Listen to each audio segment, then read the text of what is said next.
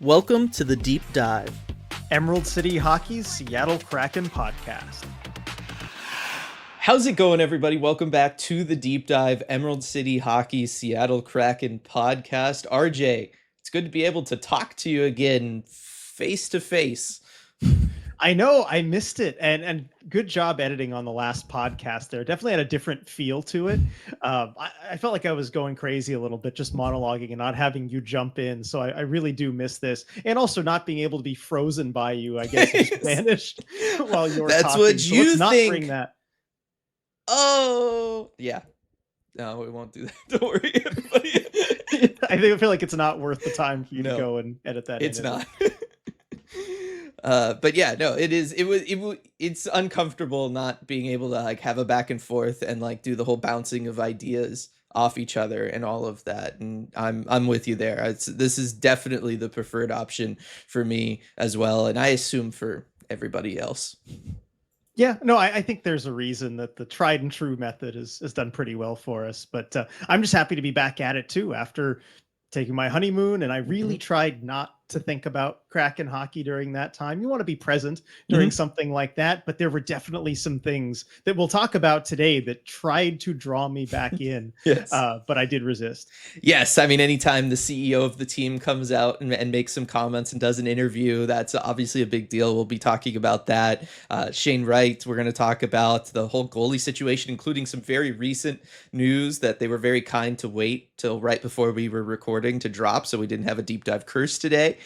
So we'll get to all of that stuff. But here's the big thing for me, RJ, that's been my burning, it's not really a question, but idea around the Kraken that I've been needing you to be here for.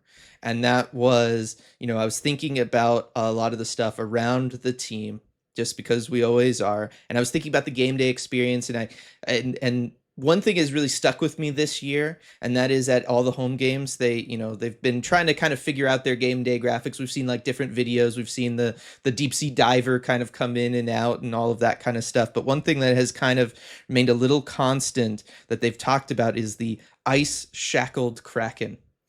Right. And I'm like, okay, they really like they've made that like a thing, right? And we see the Kraken kind of like frozen in ice, and it's like a voyage that's going up there, and it's discovering this sea beast and all of that kind of stuff. And I'm like, let's just go all the way. Let's just develop the idea.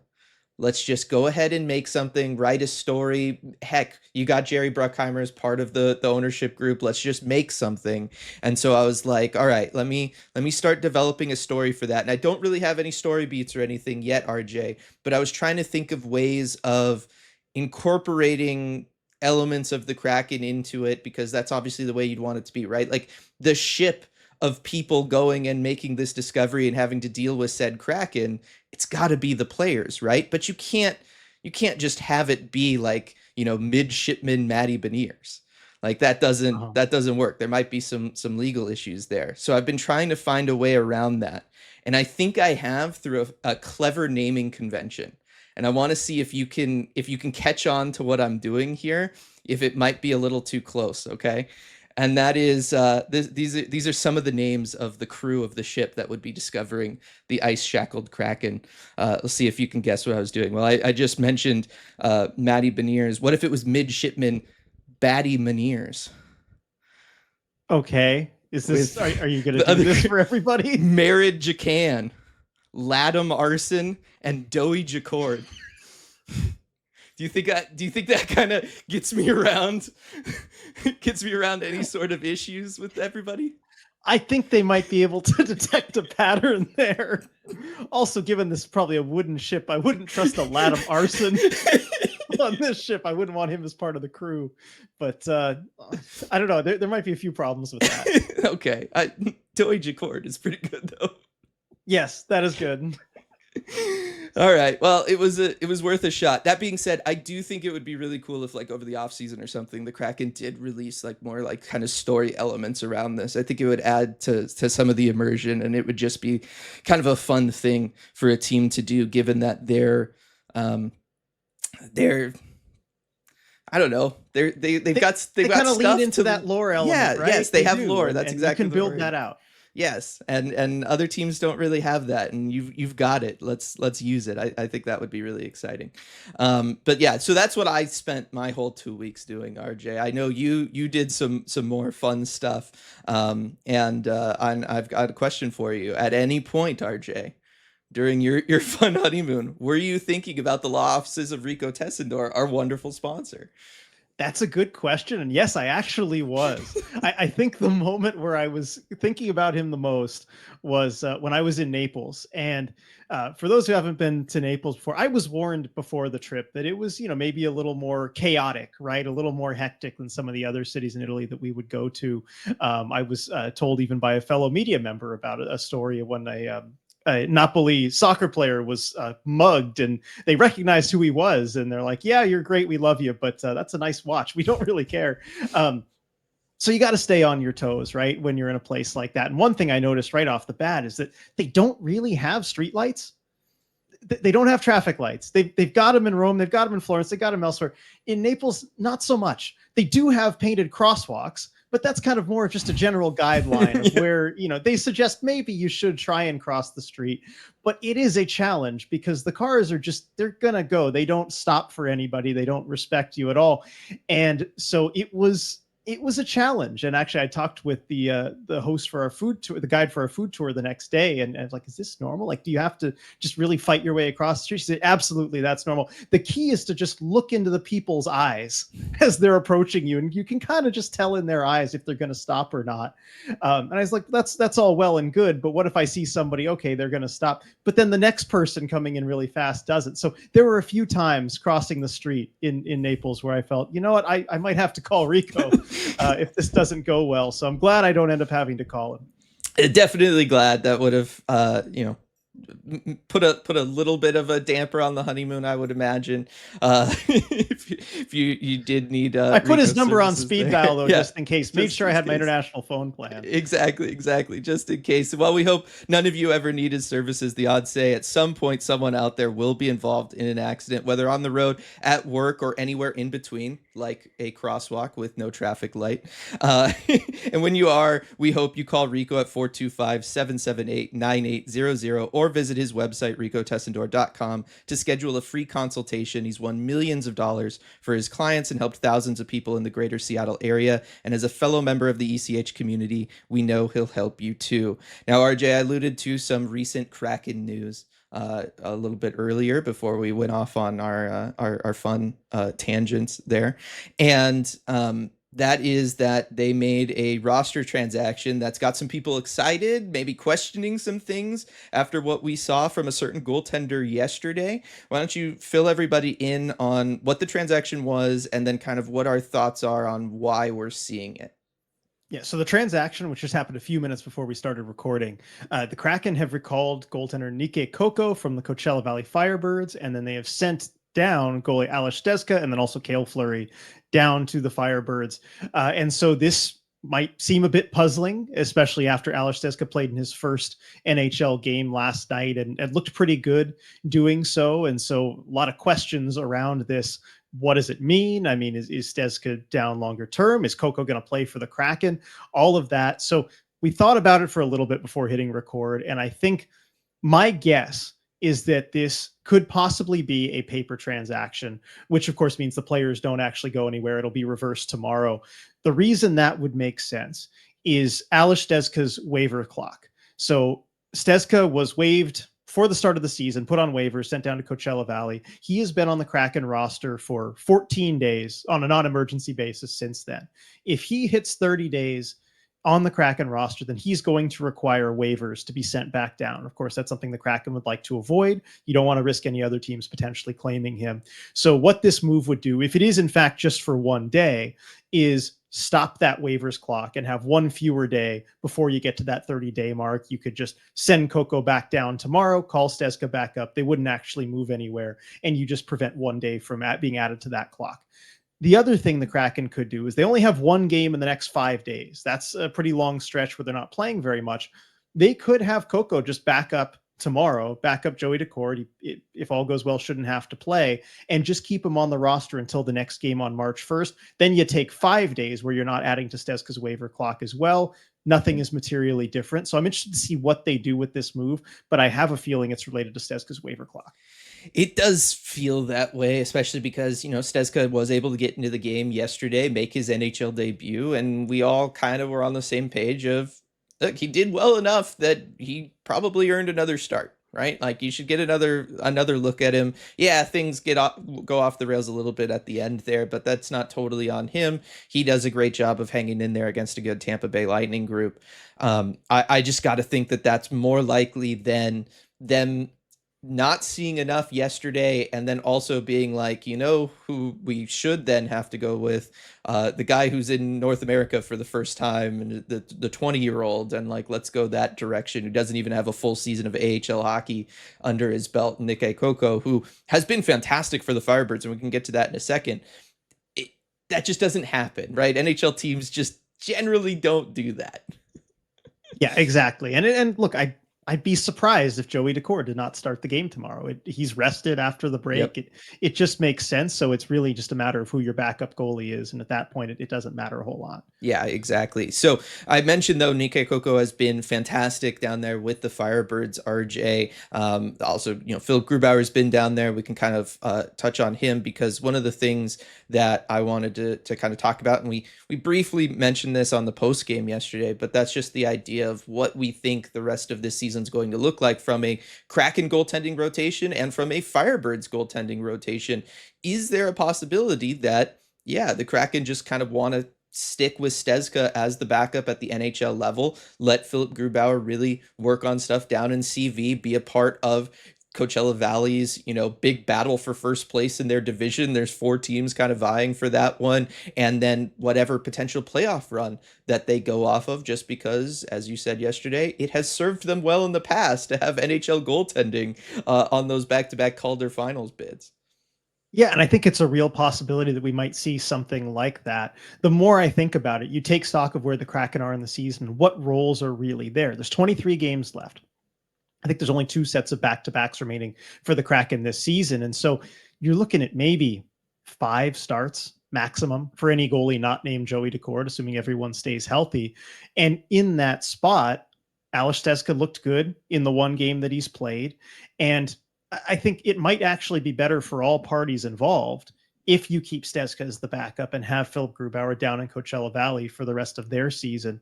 Because for Stezka, I think it's good that he gets some NHL experience, some NHL games, some NHL reps. That's what he would want, I think.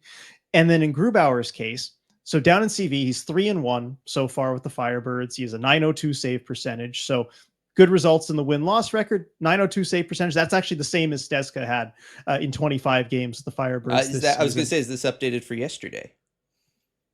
I think. Well, I went on today and looked it up, but I was going to say, site isn't updated. I'm on the AHL website right now. It says 4-1. Okay, never mind. Then he's 4-1. 904 we have the updated percentage. Okay, 4-1 with the 904 save percentage. There we go. So thank you for the updated stats there, Dylan. So a little bit better save percentage than Stezka through 25 games, but Coco has better numbers than that. You want to read his numbers while you have them in front of you? Yeah. Stezka's got Coco's got a 909 save percentage there, 244 goals against average to Grubauer's 259. Okay, so those are the numbers down in CV, but I think it'd be better for Stezka because he gets some chance at the NHL level. Better for Grubauer, I actually think, because look, I think the most likely situation is that we're thinking buyout in the offseason. I think you'd probably agree with that. Yep. And it's important for Grubauer, for whatever deal is next, he would be a free agent at that point, to showcase himself and let other teams see how he's playing.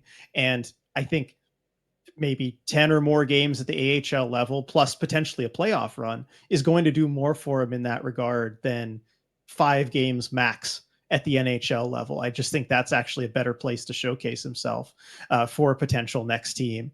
And then, Coco, I think it's going to be interesting to see if they do go with kind of Grubauer and Coco down there, the two of them battling it out, because I wouldn't just hand the reins to Grubauer for a potential playoff run in CV. I'm just going whichever goalie is playing best and letting them fight it out. I think that's the way that it should be. I think that those playoff reps would be great for Nick Coco to get. I think that would just be fantastic for him, and it would kind of just continue this. This this trajectory, RJ, that it just has him like taking off like a rocket, right? Just over the last like 2 years. Just the way that he played over in Finland and then coming over this year into North America, playing with the Firebirds, putting up fantastic numbers down there in CV. I mean, you're talking about, I know win-loss record is not everything when talking about a goalie, but 15-4-1, that's pretty good. It's pretty good. So I would love to kind of see what he could do in playoff hockey, and what does he hit that next level and everything playing for the Firebirds. At the same time, I got to think that those reps really do mean something potentially to Philip Grubauer if he is going to be on the market this offseason right after a buyout. You want that chance to prove yourself, because I'm with you. NHL wise, I feel like teams have kind of seen everything that they need to see from Philip Grubauer to know where he's at, whether or not they'd be interested in bringing him in. I don't know that in those 5 games you could do much to change their minds on that. What could change their minds though is if you go on a long playoff run where you're playing really well at the AHL level. Yes, they'll know that that's the AHL level, and they'll, put their own little asterisks on that. But a playoff run is a playoff run, right? Playing big games and coming up big in big games does still mean something to NHL general managers. And if you're a goaltender, you want to be in those big games. And I got to think that Philip Grubauer, last time we saw him in those big games was with the Kraken back in year 2, playing in the playoffs, and he played fantastic. And so I do think that this could be, this does set the stage for a potential win-win scenario for the Kraken and Grubauer, where the Kraken get somebody who can be a veteran NHL, level presence for the Firebirds for a third postseason run in a row. And if you're Grubauer, it gives you a chance to play larger, more meaningful games than what you'd get backing up Joey Daccord the rest of the way at the NHL level. That could just mean like, win-win, best case scenario. Let's just go with it. Yeah, and also I think it's worth mentioning too. It's not like Steska, I guess, couldn't be down there as well. Once the Kraken Yes. season ends, they could send him back down there and then have a really complicated 3-man goaltending situation for a potential playoff run. But it'll be interesting to keep an eye on no matter what. Yes, definitely. So we'll see how that stuff all kind of shakes out. Other kind of recent-ish news here, RJ, and that is the return of the captain, Jordan Eberle. He's been back and he has played the last 2 games this past weekend, coming in on the 4th line, easing him in. Before that, he was on a conditioning stint with the Firebirds to practice with them and all of that stuff during the Four Nations break. It's just great to have the captain back out there, RJ. Jordan Eberle playing with them, and looks rusty, but getting there. And considering the injury that he's coming off of, the unprecedented nature of it, and the surgery and all of that kind of stuff, it's just great to see him be able to do this season at all. Yeah, I think it's something we're all happy to see. I certainly wasn't expecting him back by February when that initial injury happened and we kind of learned how bad it was. So it's a really great recovery for Jordan Eberle, and I think the team's probably doing the right thing and just easing him back into the lineup on the 4th line. You mentioned it. He looks a little bit rusty. He played about 14 minutes in the first game back, a little under 12 minutes in the second game, which, is not a whole lot. I think in the game against Tampa, he had a couple notable turnovers there where the rust was really showing, but that's to be expected when a player has missed, I think it was 40 games that he ended up missing with that injury. So he's going to ease his way back. And I think it's going to be good to have him back in the lineup, and maybe hopefully somebody that you can use and help try and get back to his former production and magic and chemistry with some of those guys. Cause there were long stretches this season when Eberle was out where we were saying, man, this team really misses him. You just slot him in right here, on a line with like Jared McCann or somebody else. And you could hopefully rekindle that magic. Yes, exactly. I think that would be fantastic if they're able to make it happen with Jordan Eberle there.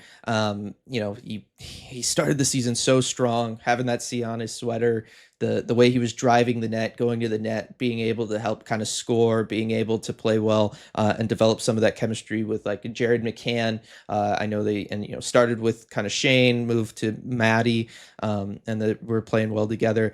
Were you surprised to see Eberle play in the Tampa game yesterday? Because I know there was some thought that, like, okay, he's coming back from injury. To start off with a back-to-back like that, especially on the road, that's kind of a lot. Were you surprised to see him, or do you maybe give his performance in that Tampa game maybe a little bit of like a, no, okay, that's understandable. I'll give you the pass there. Yeah, well, I was ready to give him a pass for whatever happened this past weekend. However he played, as long as he didn't get re-injured, I was ready to call it a success.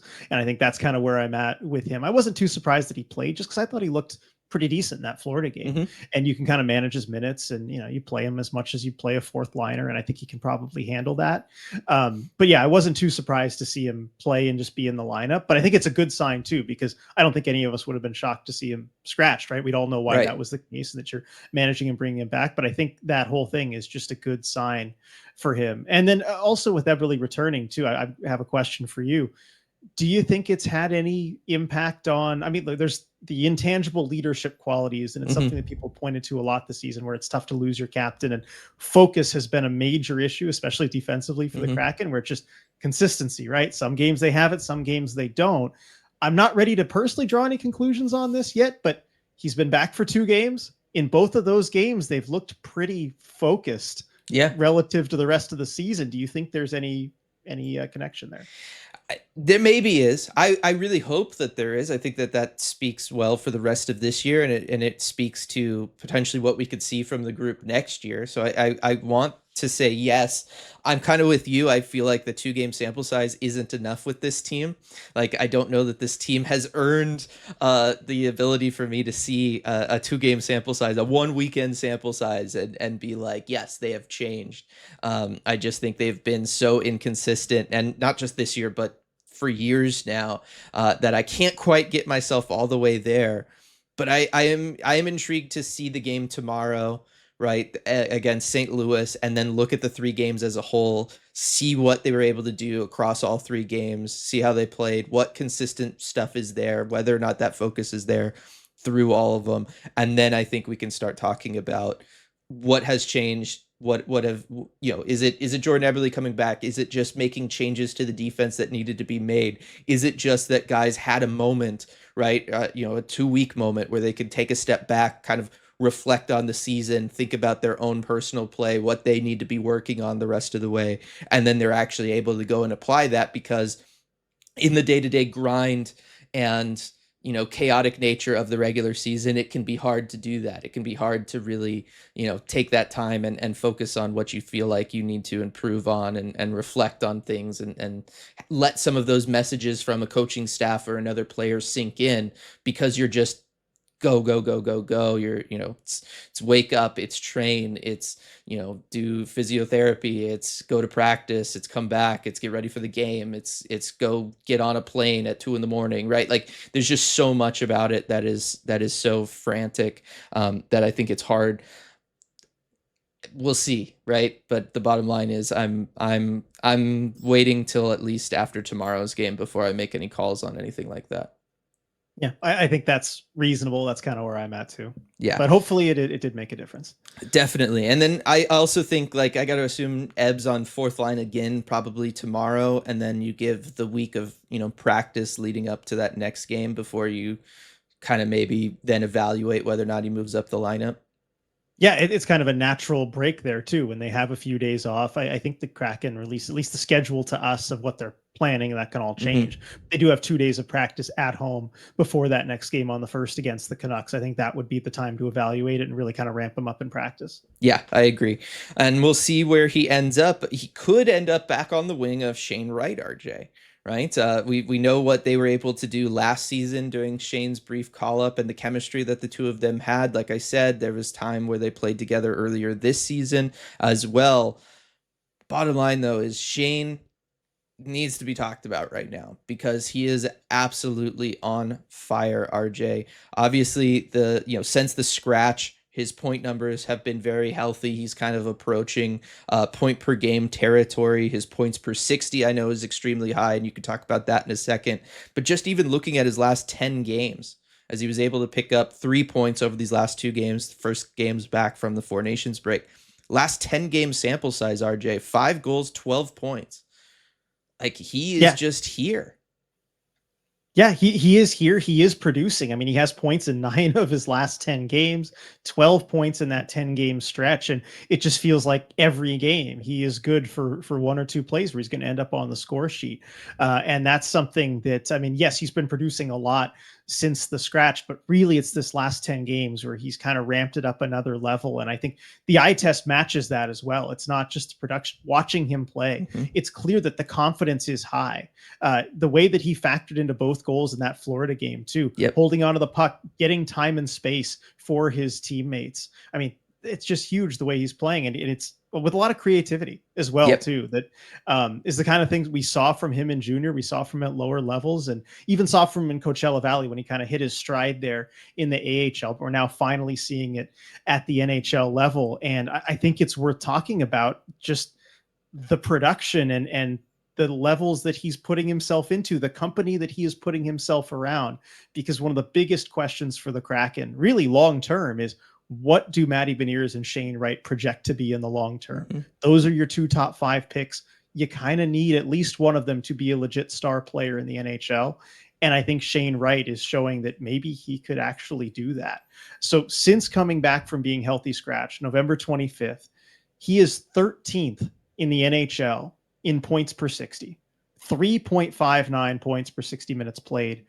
Now that's tied with the likes of Kyle Connor and Nathan McKinnon for Pretty 13th good. in the NHL. I mean, it's ahead of, I think, guys right below him at least a couple days ago were Jason Robertson, Philip Forsberg, Sidney Crosby. This is the kind of company that he's putting himself in on a scoring per minute basis. Now, a lot of that's driven by the fact that he's not playing a whole lot. I mean, he is putting up 12 points in 10 games and only averaging about 14 minutes of ice time. So he's been extremely efficient in that ice time. And no, I won't get into how I think you should be playing more. I've mentioned that plenty already in the past, but this is the start of indicators that really he could be a star player in the NHL if he can kind of continue this progression.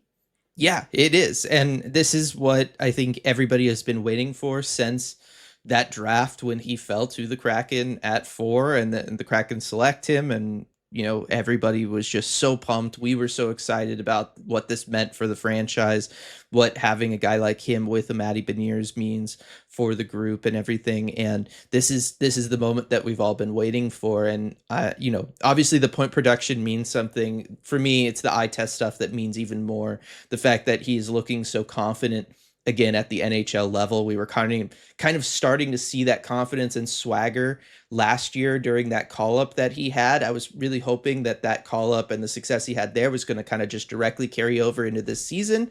Wasn't necessarily the case. I think there was some, lineup shuffling that was kind of happening around him being in a bottom 6 role and maybe taking on more of that identity for himself than probably the team wanted him to. I think happened a little bit this year, but we're really seeing it again, and we're seeing that confidence, we're seeing that swagger from him, the creativity, like you mentioned. For me, it's just that the game looks like it has slowed down for him.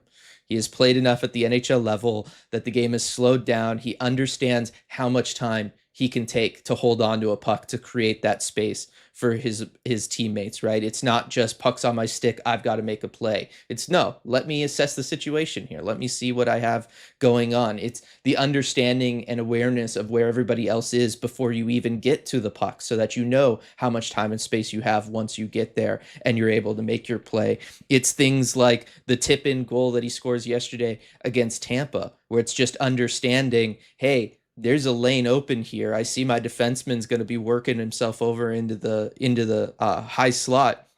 Let me just go for a moving screen. Maybe I get a puck, my stick on the puck. Maybe I just, screen Vasilevsky for a moment or something. But the bottom line is, let me go ahead and kind of break from where I'm supposed to be positionally to just try to make a play, and he makes the play and everything works out great for them, and that's the only goal that they're able to score in that game. And I just think seeing that kind of confidence, that awareness from him is really what we needed to see from Shane at some point. The numbers are great, the production is great, obviously you want that at some point, but for me I really needed to see him look this confident, to have this swagger again, just to kind of believe that next year going into that kind of pivotal age 22-ish season, which is really the season that is the make or break season, as I talked about a couple months ago on this podcast, for a lot of these high end draft picks, of if they're going to reach that, top line top six potential, or if they're just going to be kind of more middle ground players.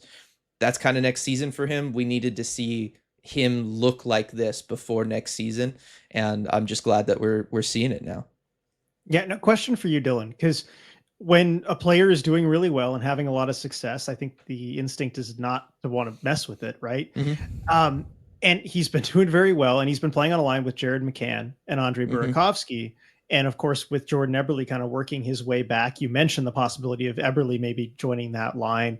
I guess how much do you think McCann and Burakovsky, or the fact that they're just clicking so well with him, is driving part of that success? Just the chemistry there. I think Shane is kind of the one really Yeah. driving things. But and would you hesitate to maybe mess with it at all or put Eberle back in that spot? I mean, if Eberle's kind of ready to go after maybe the next game when you get to March 1st, how much are you hesitating as far as maybe putting him on that line? I'm not hesitating too much just to try it, because you can always go back, right? If you need to, you That's can true. always go back like that. You're not locked into anything for the rest of the season. I just think that, when I look at it, and I do like him playing with these two players, and I kind of mentioned this on the post game after Florida. Like, it does feel like this is the most it's ever felt like Berkey has fit in anywhere, is actually playing with Shane Wright and Jared McCann. But I do think that there's an element of Jared McCann's defensive awareness, maybe freeing up Shane to be a little bit more aggressive about getting up the ice. He doesn't necessarily have to take on all of those responsibilities as center in the defensive zone. I like having that for Shane, let him focus on the offense. And then Berkey, it does seem like, has kind of understood, like, playing with Shane, I don't have to be the guy carrying the puck into the offensive zone. I can be the guy breaking the puck out to Shane, who will then go and be that driver of offense. And it feels like the first time with the Kraken that we've seen Berkey kind of have that shift in mindset, where it is, I'm helping facilitate the breakout. I'm not the guy having to make it happen off the breakout. And you know that he's had his struggles with that. I think we all know that. But Shane is just playing at such a level, and let's be real, of anybody on this roster, Shane has the pedigree and the potential, and honestly, realistically, the raw skill to be that guy. And there's not a lot of other guys on this roster that do. And so I do think that having him with line mates that are going to do things to make life easier for him, or put him in those positions to go and be aggressive, be the focal point of the offense, is what Shane needs. And so, as long as Eberle kind of helps do that, I'm fine with Eberle kind of coming in and joining that line, because that's what Eberle did with Shane last year, right? Like, he was the grinder. He was the guy going down into the corners. Like, you focus on being net front, be open. I'll dig out the puck. I'll send it your way. You bury it. I don't see why that couldn't kind of keep happening here. Or now that Shane is developing more of a playmaker quality, the game is slowing down. He's learning what he can get away with at the NHL level. Having a Jordan Eberle like we saw at the beginning of this year, that's going to crash the net, go there for those chances. Shane can set him up in that way and send him the puck. I still think I want to see Eberle there, but like I said, if it doesn't work, whatever, just go back and have Berkey there, because the bottom line is, this does feel like the best fit we've ever seen from Andre Burakovsky in a Kraken sweater. Yeah, that is really refreshing to see. Just that he's Shane Wright is getting so much out of Andre Burakovsky. It's great. But I agree. I think Eberle back in that spot is probably best in the medium to long term. If it was another guy, I might worry about it, just playing in a different way. But Eberle, seasoned veteran, knows exactly what he needs to do to really, and I think that's his most important job, is to continue having Shane play well, Mhm. even more than his own play. And I think he actually recognizes that. I think he does. I think that's a natural thing that players, as they get older and as their position on a team kind of shifts from being the focal point to helping out that younger group, guys kind of make that change in their own game. But yeah, I mean, the other thing to talk about was Shane Wright, because this was maybe not so much the case earlier in the season, right? Or in that earlier group of games coming off of the scratch, was Shane was producing a lot, but it was also a lot on the power play, particularly when it came to goal scoring. And I do want to just highlight only 2 of his points of the 12 in these last 10 games have come on the power play. Like, that's how I know Shane is really kind of changing and that the game is slowing down for him. His confidence is growing, all of that kind of stuff. He's starting to really produce at 5-on-5 now. And that was that kind of next level production that we needed to see from him. And we are seeing it. It's not just that he's getting points every time he goes out there. It seems like it's that he's doing it at 5-on-5.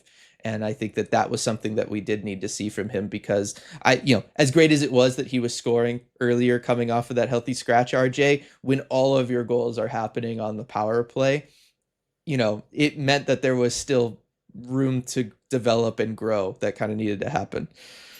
Yeah, definitely. I mean, it is worth diving a little deeper into that sort of thing, right? When a lot of his production's coming on the power play. Uh, that is true. And also I was looking at the rates for Shane Wright, kind of looking at the goals per, I mean, the points per 60 stat that I mentioned. And of course I looked at that at all strengths. That's the one that I cited to you, but even at 5-on-5, just 5-on-5, it's still pretty good. He didn't even drop that far. And I'm trying to see what it is after the last game here. I shouldn't have to scroll very far. But yeah, it's still been really impressive. I will just control F and see if I can find that real quick. Oh, actually, 5-on-5, he's 10th in that time in that stretch. So he actually goes up even higher. Yeah, so that to me is a huge distinction. Is just his ability to do this at 5-on-5 really means that things are changing for him, right? It's one thing to produce like that when you have the time and space on the power play. It's great. You need to see that development and everything, but the 5-on-5 stuff is what like actually indicates to me that he is actually getting better. He is actually turning into a player that can have sustained success because power play success is great. It's a lot harder to have that sustained production. Whereas if you can do it at 5-on-5, you're going to be all right. And so I love seeing that from him. Also point out in those last 10 games, 6 of them, he's been at 50% or better on the faceoff dot. So kind of improving there. Just kind of speaks to everything is starting to click and come together for him. Yeah, and it really is the most important part of the rest of this season is just him developing, Matty Beniers developing, Kaapo Kakko. We've talked about the young guys that win or lose, that's all we want to see is that progression, and we're certainly seeing it. Yep. So love seeing that for Shane. Love what it means for the Kraken in the future, RJ. Something that kind of needed to happen for the Kraken for the future. And speaking of the Kraken's future, RJ, we can kind of transition over into our main deep dive topic here. And that is, it's not so much like state of the franchise, but it did kind of feel like they needed a state of the franchise quote or interview or statement from somebody just to kind of address how this season's gone. Let the fan base know kind of where the team is at internally as far as expectations looking forward. I mean, this is really what we talked about a lot last week on the deep dive when we both kind of monologued was the need of for an identity for this group and for expectations to maybe be set at a front office level or an ownership level. I know you talked about that and organizationally and everything like that. And we got something on that front from Todd Leiweke, who did an interview last week, RJ, and there were some quotes from it that we can talk about. Yeah, definitely. And I think it's worth breaking down a little bit. So Todd Leiweke did talk briefly about the state of the Kraken on 93.3 KJR. It was a longer interview, about 17 minutes or so. It was, maybe 3 or 4 minutes on the Kraken, some talk about the NBA, some talk about some of the other things that he's been involved with. But of course, he did start and finish the interview talking about the Kraken. And there are a few quotes that I think are worth pointing out. I mean, I can just read this longer one from the beginning. He said, we early on made a decision that building through the draft was how you were going to build a long-term competitive team. Having said that, we're ready to win now too. We've got to press just a little bit harder. I love the free agents we picked up. It was hard losing our captain, Jordan Eberle. All in all, I feel pretty good, but we have an ownership group that wants to go faster and get there sooner. And it's going to be an interesting finish to the year. I'd say going into season five, that's when a lot of folks said we're going to be a sustained playoff team. And that's what we expect, is that we're going to have a team that doesn't just make the playoffs, but stays in the playoffs. And then talking a little bit about the roster, he said, when you look at the pieces on this roster right now, we have a lot of good players. And I think there's some areas where we can add some strength. I think we need to chip in some more goals, but I don't think this is a rebuild.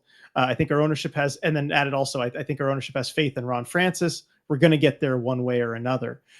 So kind of giving a vote of confidence a little bit as far as what the ownership thinks to Ron Francis, but also saying that overall feels pretty good about the team, and that there's a lot of good players on the roster. The love the free agents thing we picked up is interesting. Mm-hmm. But yeah, basically said, I don't think this is a rebuild. This is a reclamation. So that's, kind of the state of the team, according to Todd Lewicki. He also did mention, it wasn't in those longer quotes, but talked about how he was proud that they did well in the recent, I think he was referencing the survey in the Athletic that we talked about. I think it was on Red Glare we talked about it, but ranking the team's facilities and kind of what the players think, which teams would be on their no trade lists. Of course, the Kraken didn't show up on that at all. But saying that they did well in those surveys, especially ranking the facilities, and he was proud of that as well. Yeah, and to be honest, should be proud of that stuff, because that's the in some ways the easiest stuff to get right.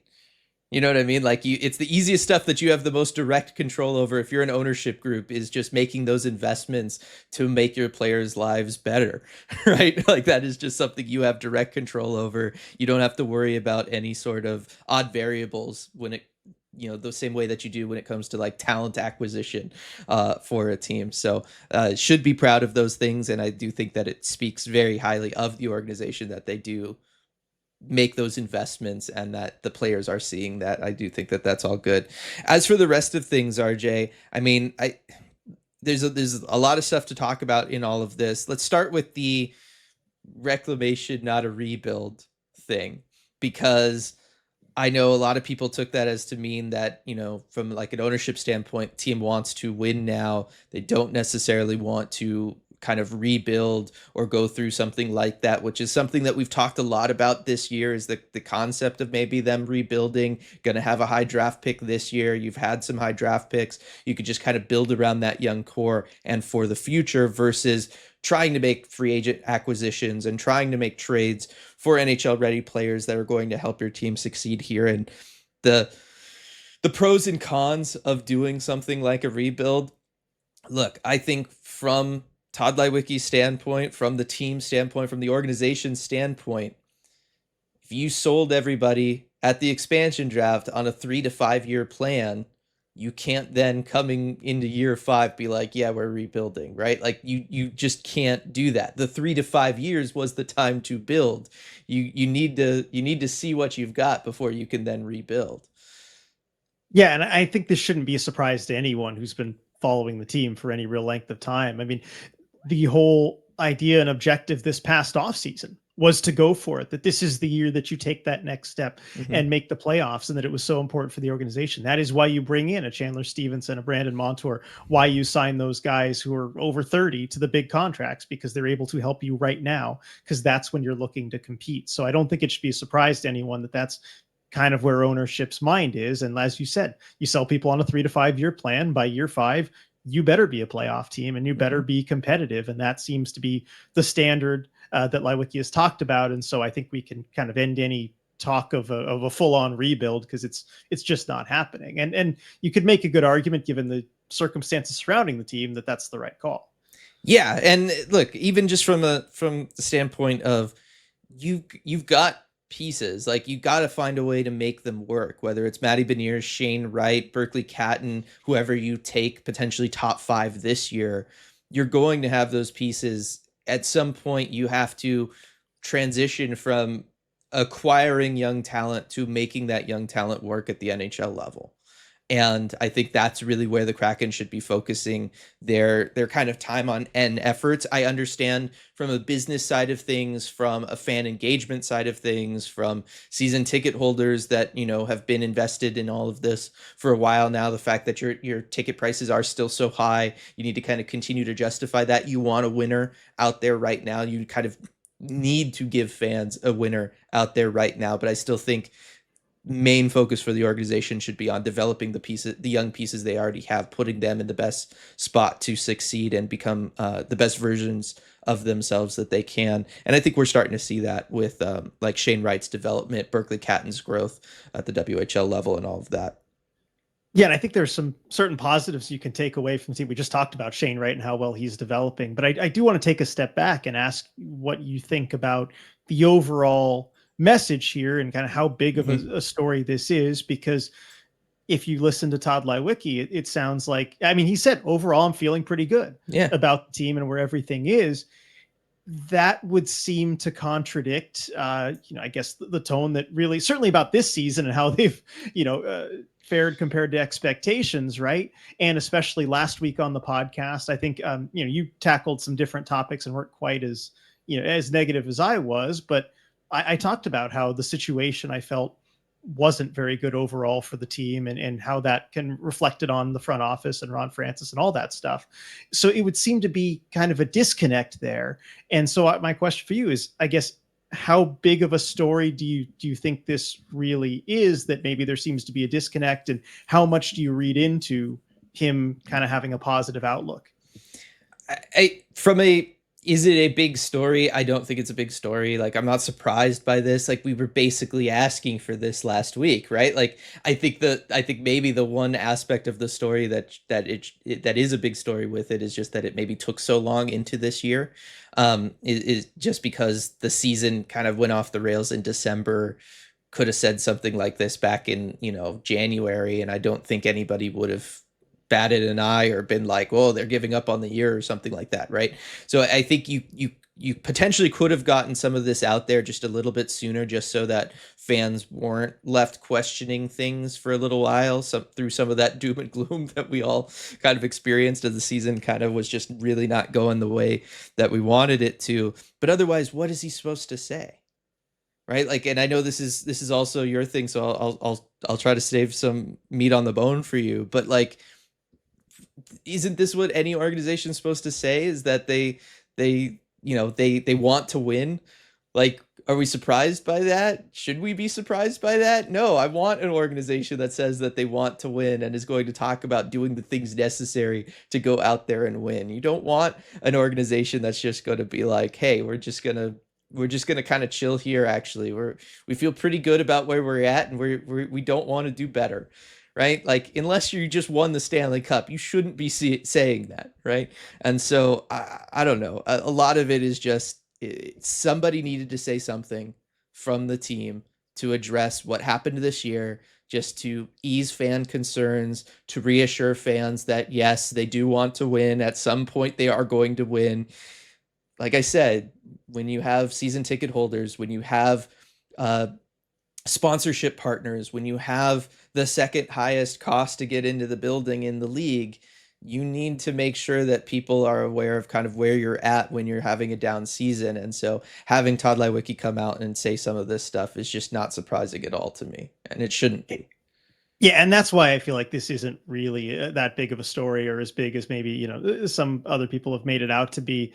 And some of you, I think, especially if you listen to last week's podcast, and especially if you're more aligned with my points of view and what I expressed there, might be expecting me to kind of tee off on this statement, because I do disagree with a lot of the individual takeaways that he has, as far as overall feeling pretty good about the situation, having faith in Ron Francis, things like that.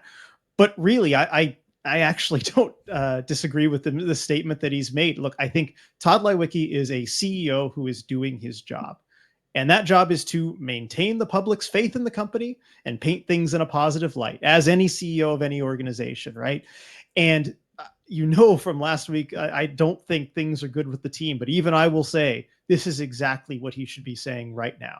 At this point of the season, at this point of the year, it doesn't help you at all to say, "Hey, this season's been a massive failure. The free agent acquisitions didn't pan out. We're not confident in the GM, but he's handling the trade deadline. Don't worry about that."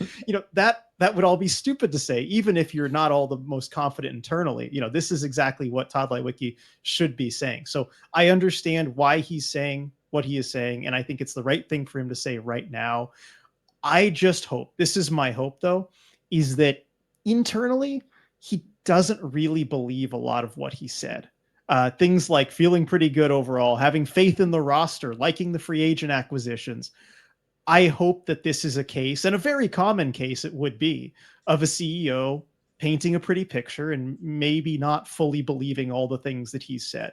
I hope that that is the case, that when the time comes in the offseason, because the time isn't now, it's midseason, right?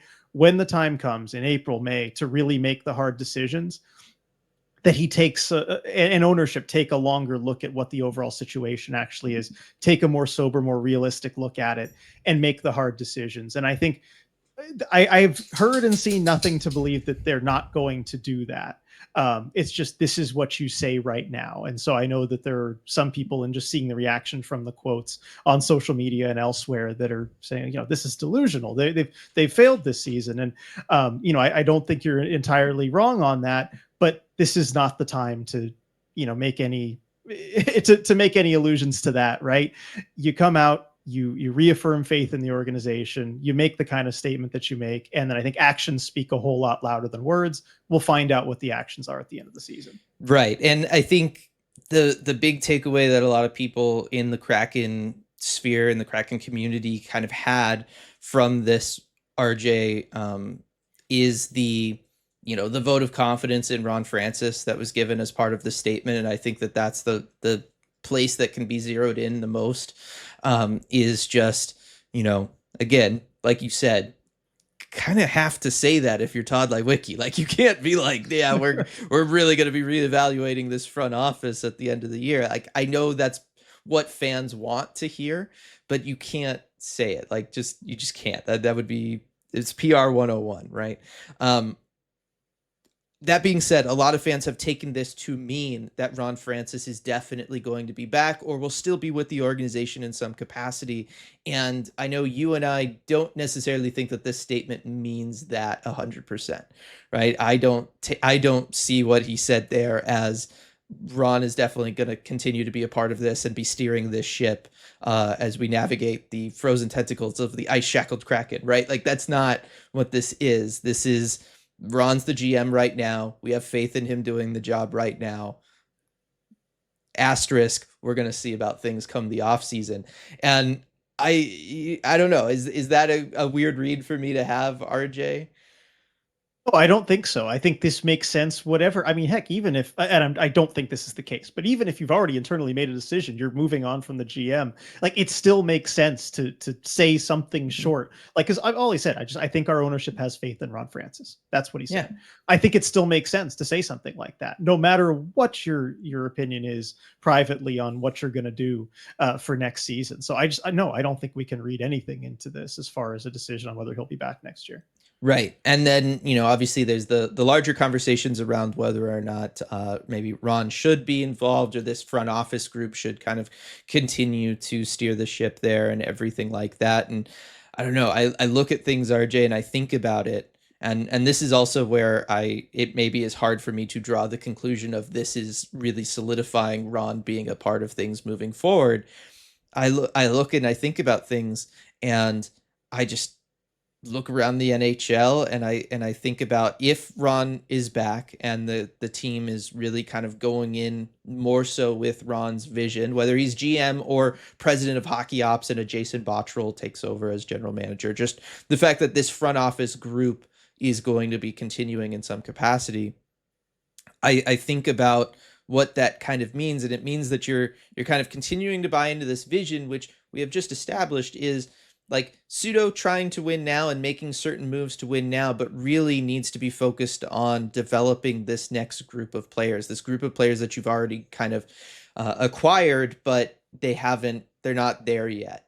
And I understand the line of thinking of wanting to give that front office the time to do so, because they identified these players, they brought them into the organization. They should then be able to see them come to fruition and what they can ultimately become. But then you're talking about, like, with a Berkeley Catton or potentially whoever you take this year, you're talking about, like with Shane, right? Age 22 season is when, like, that make or break time comes, and you kind of know what you have in somebody. And we're not even there yet with Shane Wright. You're talking about another, 4 years with guys? Like, so then all of a sudden you're talking about this front office group being around for 5 to 9 years. What front office group gets that amount of time in the NHL these days? Very few. Like, only the ones that have built sustained winning organizations get that amount of time. And I don't know that a battling for a playoff spot next year, which seems realistic as far as like the next step they could take, is not even for sure playoffs, but just battling for a playoff spot. Not being out of it by the end of the calendar year would be nice after these last 2 years, right? I just don't know that I can foresee any ownership group being that patient with a front office where you're giving them a 9 year window to see what they can do, that because that's just such a long amount of time. Exactly. And this is what I was getting at in the podcast last week, where I was talking about what the timeline realistically would be. And I know a lot of Ron Francis defenders will talk about the draft and develop thing, the timeline. It's all going according to plan. You just got to wait, be patient for the prospects to get there. But if we're being realistic about what that timeline means, like you said, that's a 7 to 8 year build. And that's just not something that any front office really gets without a Stanley Cup ring early on in it, right? To Mhm. justify giving them that extra chances. We were looking before the podcast at some examples, right? Talking about, Ken Holland in Detroit and, even Vegas, had they not won their Stanley Cup, would those guys be gone now? But you have a Stanley Cup ring or a Cup Finals at least to kind of justify getting that extra leash. And this front office has gotten the Kraken nowhere near that. So that's why I'm just cautious about, because again, I said on the podcast last week, you're going to try and be sold this idea that everything's going according to plan, the timeline's good, and that basically it should be this long, almost 8 year timeline, and that's okay. When you look around the league, and it's really just not consistent with the standards that other organizations have set for themselves. Right. And so, maybe another year or two, I guess. Like, you could make that 6 year mark. It seems like that is something that's kind of considered reasonable around the NHL. It's still on the long side of things. Like, don't get me wrong, but like that's where it feels like if you don't have things kind of pulled together at that point, it's not happening, right? Like, and so you can maybe do something like that, but it is one where I got to think, if we see this front office, the continuity front office wise, I got to think it's because there is a more definite and immediate plan of action that's going to be taken, rather than just, we're going to let Shane grow another year. Let's get Berkeley a little bit bigger so he's getting closer to joining. We just drafted, you know, Eklund, who needs to add 25 pounds before he's going to be an NHL player, right? Like, I don't know what like I just don't see that being enough for the ownership group, because it shouldn't be enough for an ownership group. Yeah, exactly. I think that the standards need to be high, and I think we forget just because of how poorly the season's gone. But I really think this is where we were at this past off season, at the start of Mm-hmm. the season, right? Where it was okay. Now we're taking the step forward, and it's really crucial that we do so. It's going to be kind of the same attitude, I feel like, going into next season. But we just forget that was the attitude going into this season. Right. And if you were given that leeway last year and then the results are the same, if not technically worse from a standing standpoint, I don't know how you do that again. That's the thing we were talking in the offseason about. Okay, now it's put up or shut up time, right? For Right. everybody involved, front office, right? This season, this is when it's all going to be proven. Get results or you're out, right? That was kind of what we were talking Mm-hmm. about. And then the season went about as poorly as it possibly could have. And again, you're just asking for it all to be reset another year. Like how much are we going to do this? Right. Yeah, it just doesn't feel realistic in a modern sports landscape.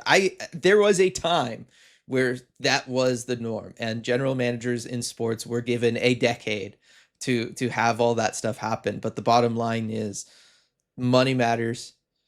You need to be a winner, as consistently and as fast as possible. And the bottom line is, these last 2 years, you just haven't been a winner. And at some point, you need to be a winner. You need somebody who can make them a winner. And whether or not anybody could have or anything like that doesn't matter. The bottom line is, sports is a result driven business, and the results these past 2 years, from a business standpoint, if you're the Kraken, should be considered unacceptable.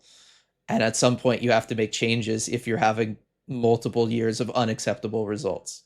I don't think that from a business standpoint, from a hockey business standpoint, from a sports standpoint, that that's unrealistic to have as expectations for any of the parties involved in this, whether it's from players all the way up to ownership and through the front office and coaching staffs, right? Like that is just the understood world in which your job exists. And I think that we're just kind of there with this group. And so as much as the statement is there from Todd that there's the belief in Ron, I got to think that things are going to be very closely looked at this offseason when it comes to that front office continuity. Yeah, that's the hope, and I'm not discouraged at all based on this statement. I think this is what as I said, this is what Yep. anybody would say, but the hard decisions need to be made in the Yeah. offseason. Anything else about it that you want to talk about, or I kind of covered a lot? It really did. I mean, I think, you could go statement by statement and talk about, love the free agents we picked up. You could do a whole thing on that. You could do, as far as the areas to add, talk about needing more goal scoring. But we've talked about this. I mean, the one I had also with doing well, if as long as we're talking about Francis and that sort of thing, he did talk about doing really well in the athletic survey, having the great facilities, being a destination that players want to go to. And I think that is all well and good. That's something you should always strive for in an organization. But I would then have a follow-up question when you're evaluating Ron Francis, and I hope this is something he thinks about. If that is the case, that this is a very desirable place to play and the facilities are top notch, why are you still overpaying players? Why are you having to give out massive contracts at above market value if this is an attractive place to play? So that's just one of the little things that I hope, is considered. But again, I'm not going to, go nitpick every little point, but that is one that kind of stood out to me a little bit. Especially in the no income tax state. Yeah, it's it's one of those. Yeah, no, there's more of that kind of conversation to go into and all of that kind of stuff, but it feels more like a more true end of year post The time is not now. Yeah. As for right now, it's just exciting having Kraken hockey back, RJ. It's exciting having the captain back. It's exciting to see what they're going to do goaltending wise. Then certainly it's got to be exciting for everybody from bottom to top in the organization to see what Shane Wright has been able to do here recently, and all the success that he's having and the growth and development that he's got, the continued good play of the Matty Beniers line with the addition of Capo Caco joining the team, and Caco's production kind of continuing there. It's all been good stuff. There's still plenty of positives around this team to talk about, and a lot of good stuff to look forward to for the future of the Kraken organization. So don't think it's all doom and gloom. It's just, as we approach the end of the season, certain realities have to be dealt with. Yeah, and I will say personally too, I feel so much better after, maybe it was just having an awesome honeymoon and vacation and everything, Probably but helps. coming back from it, I am totally on board. Because before the Four Nations break, yes, we were talking about how, it's important the young guys are progressing and they're looking good and all that stuff. And Farmer's like, oh yeah, whatever. But this cap situation, the Stevenson, Francis, blah, blah, blah. But now I'm fully on board with just watching the young guys develop and do their thing. And it is exciting watching Kraken hockey again. Like these last couple games, watching what the young guys have been doing and just seeing a focused team has been really great. And it's fun again. It feels like we'll see how long they can keep this level of focus up, but for the time being, I'm actually having fun again. And that's maybe not something I could have said right before the break. No, I'm right there with you. Like it really does like kind of help heal the hockey soul when you're watching a team that's just, together and doing that. And I think it was one of those things that like you don't always recognize when it's not there and you're kind of going through that, but then once you see it again, you're like, oh, wait a second, yeah, let's go. So I'm definitely on board. And hey, everybody can join us to watch that next Kraken game, RJ, because tomorrow night for that game against St. Louis, that is our live game commentary game over at patreon.com/Emerald City Hockey, where we're going to be watching that with all of our wonderful Terror of the Deep tier patrons. We always have an awesome time with that. Really excited for that. We'll see if this stretch of good play continues and the focus and everything. I don't see why it wouldn't. We'll see what Shane Wright can do in that game, and we'll see who's backing up, presumably, Joey Decord.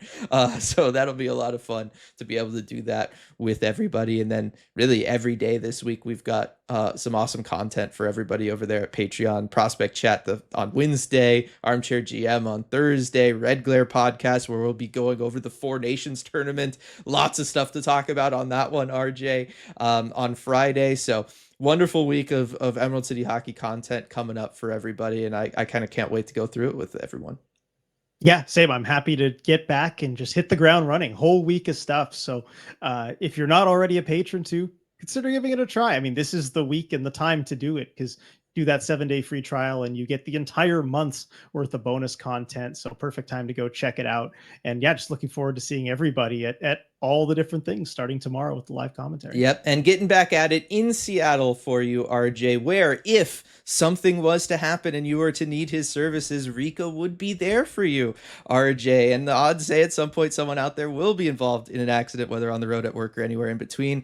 And when you are, we hope you call Rico at 425-778-9800 or visit his website, ricotessendor.com, to schedule a free consultation. Thanks to Rico for sponsoring. As always, thank you all so much for listening, and we'll see you next time. Hey everyone, before we go, we just wanted to give a quick shout out to all of our awesome patrons over at patreon.com/Emerald City Hockey, especially our Terror of the Deep patrons. Thank you so much for making all this possible. We really appreciate your support.